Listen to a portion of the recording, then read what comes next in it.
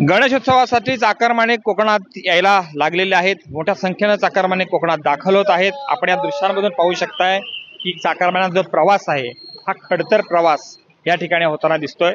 मुंबईमधून मोठ्या संख्येने गाड्या सुटलेल्या आहेत, एसटीच्या बसेस सुटलेल्या आहेत। चाकरमानी मिळेल ती गाडी घेऊन कोकणामध्ये दाखल होतोय। मात्र समस्या आहे ही गंभीर समस्या मुंबई गोवा महामार्गाची आहे। हे आपण या दृश्यांमधून पाहू शकतोय कशा पद्धतीने खड्डे अशा पडलेले आहेत की या खड्ड्यांमधून रस्ता शोधावा लागतोय। अशी गंभीर परिस्थिती या ठिकाणी निर्माण झालेली आहे।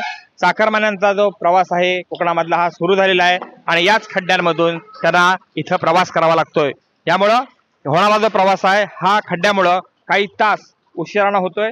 यामुळे 4 ते 6 तास उशिरानं इथं चाकरमानी कोकणामध्ये उशिरापर्यंत पोहोचत आहेत। मोठी समस्या जी आहे ही या ठिकाणी निर्माण झालेली आहे आपल्याला पाहायला मिळते।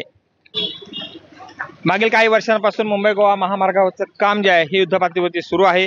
मात्र दरवर्षी चाकरमान्यांना प्रवास जो करावा लागतोय हा खड्ड्यांमधून करावा लागतोय।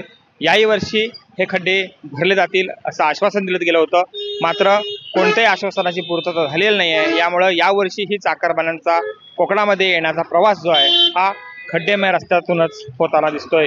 कृष्णकांत साळगावकर, TV9 मराठी, खेड, रत्नागिरी।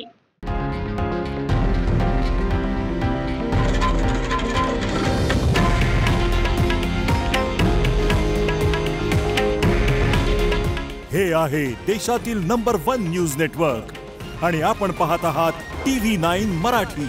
काळजी तुमची, हित महाराष्ट्राचं।